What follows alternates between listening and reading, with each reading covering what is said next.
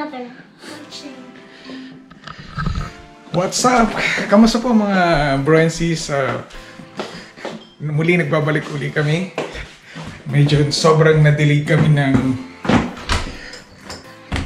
vlog kasi yun nga, medyo nasa adjustment period pa kami. Nung time na akala namin yung after the blessing is makapag may time kami para mag-vlog, pero unfortunately yun nga, nag-adjust pa kami, and then ang dami pa namin ginawa, dami pa kaming inasikaso, and we decided na gagawin nating 3 parts yung experience namin na simula ng pagkuha ng bahay, blessing, and then the third one will be yung explanation ko paano namin nakuha yun, kasi hindi lang magtugma yung schedule namin ng asawa ko kasi nga panggabi ako, and then minsan yung weekend is off yung asawa ko, and then ako naman yung may pasok, and then at the same time natutulog pa ako niyan. So we will try our best na makagawa kami ng vlog on how to paano na ang ginawa yun. And marami na rin kasing nag-PM sa aming Facebook page, and marami nangungulit na i-vlog na namin yon. Anyhow, papakita lang muna namin ngayon yung buong nangyari sa blessing po namin. And then sa ngayon, ito yung development ng bahay namin. Yan. So, yung fence na yan is ang nagpa-fence niyan is Manitoba Hydro for free, and then binigyan rin kami nito, yan, storage shed. So yesterday, 2 days ago yung off ko, recently ko lang yan natapos na kasi pinatag pa yung nilevel pa yung lupa. So ang nagbigay rin niya ng lupa niyan is Manitoba Hydro, then saka ko siya inilagay. So ayun nga, binigyan kami ng, we're so blessed kasi inoferan kami ng Manitoba Hydro para lang malagyan yung fence niyon. Sabi niya kayaan yung payagan ko lang daw na install yung fence dito. Inoferan kami ng libreng storage shed. Yung luma ibinigay namin dun sa father-in-law ng kapatid ko, and of course pumayag kami kasi libre naman. And then we found out na yung halaga ng storage shed na yun is worth, I think, $1,300 sa Home Depot. So naka bago na, and at the same time it's 9 feet by 5 feet yan. 9 by 5 yata ang size niyan. Basta malaki siya. Unfortunately naka-padlock siya ngayon, and doon ko na nilalagay yung bike ko, yung mga gamit sa gardening. Ayun, pero sa ngayon, papakita lang muna namin yung highlights ng blessing namin, and hopefully po within this week or next week may vlog na namin yung pinangako namin. Okay, so enjoy nyo lang po muna yung highlights ng blessing po namin, which has happened last June 13 po. Okay po, see you. Magandang buhay mga kapatid, kamusta po kayo? Today is June 13. So ngayon po yung house blessing po namin, and at the same time we celebrate also our 7th civil wedding anniversary. So ngayon medyo nag-i-start pa lang kami maglinis, and this is my wife, punong abala sa kanyang pagluluto. Ayan. Focus ba kayo? Ayan. Napakaswerte ko sa asawa ko. Char. So yan naghahanda siya ng kanyang panganda mamaya. Actually, ang dating ng pare ay 1:30 PM. So yung pare na lang yung pupunta dito. So hindi pa namin alam kung paano yung procedure kasi nga syempre social distancing. So we don't know kung siguro lang kasi sabi nung tumawag ako sa St. Peter's Church, siya lang daw mag-isa, wala daw siyang kasama. So ang ginawa namin, nag-invite lang kami, yung real estate agent, yung mortgager namin, and some dinivide namin sa dalawang grupo. So mayroon kami invite ng mga 1:30 and may invite kami ng 4 PM para hindi magsabay-sabay, at the same time hindi magiging crowded. Kasi nag-implement ng Manitoba ngayon na allowed lang magtipon-tipon maximum of 25 person, if I'm not mistaken 25 or 50 person sa bahay. So para walang problema, so yun muna yung ginawa namin. And at the same time, kahapon rin pinatapos na namin yung bakod, which is that one. Binaudan na namin.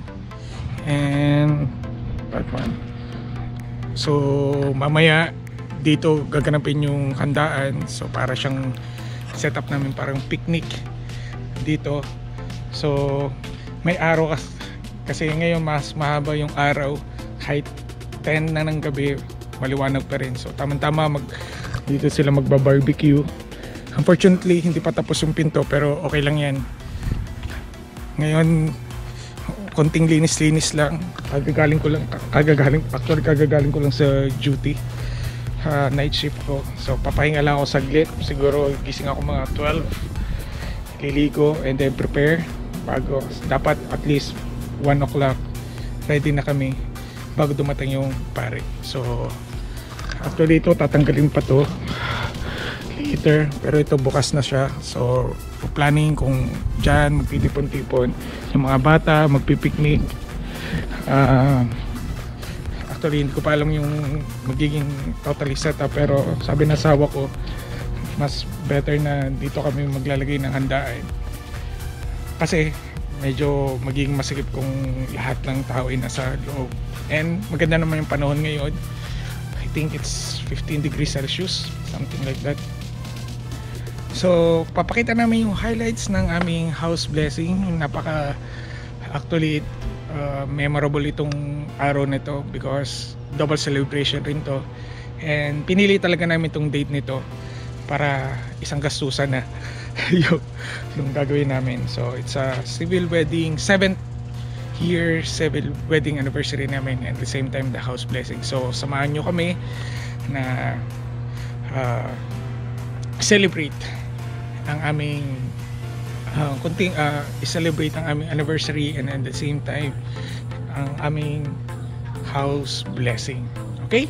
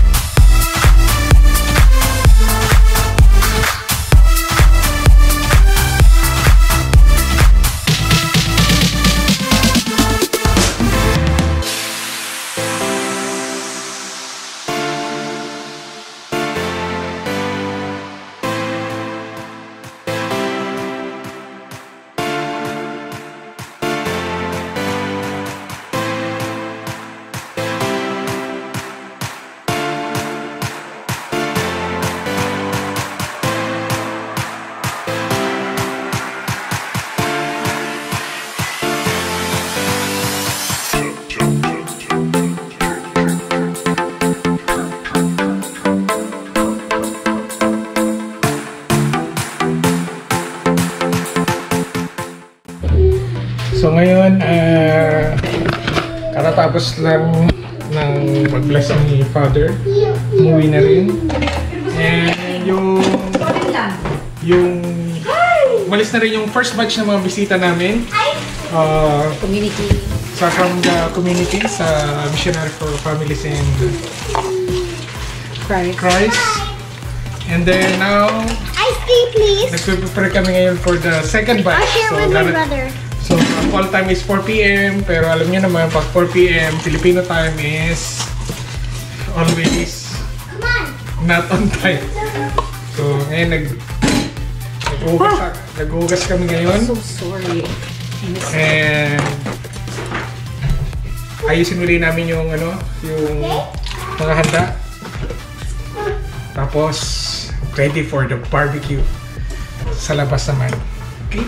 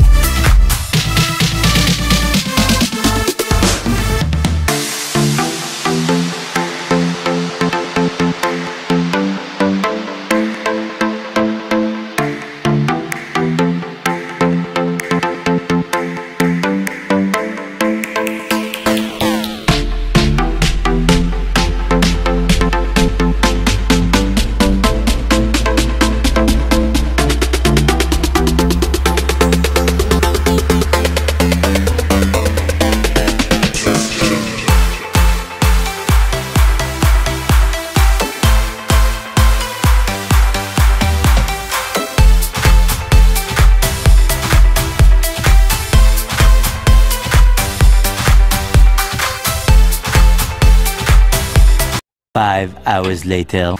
Good morning! No. Good morning! Tapos yung event ng I think 12 midnight kasi nga camping sila sa labas ng bahay. So, pero nalinis na namin nung kagabi pa lang. Nilinis na namin yung mga tira-tira. So, sobrang daming mga tirang food like lechon at yung mga dessert.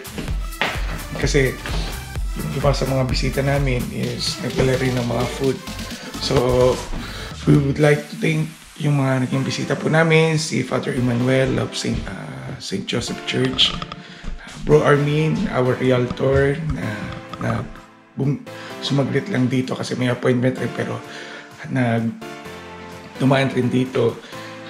Our brothers and sisters sa Missionary Families of Christ, and of course our second family here in Canada, ang Ilagan clan or Ilagan family na nag-spend dito ng time till 10 p.m. to 11 p.m. Naging okay naman, yung masaya yung event cast. Medyo nakakapagod nga lang, pero kasi successful. Ayan. Ito na yung aftermath. So, wala namang masyadong kalat na ayusin. Pero, lilinisin pa lang. Pero yun na. Yun na po yung aming special event, our double celebration na kinanap last June 13 po. So, I hope na in-enjoy nyo po yung vlog namin. So, don't forget to subscribe, like, and click the notification button para lagi kang updated sa ating latest vlog. So, muli po, kami po ang Pamilya na Basilia. We just landed last October 2019 and now enjoying the life of Canada. Muli po, sana kita-kita po tayo ulit sa our next adventure here in Canada. Maraming salamat po and God bless.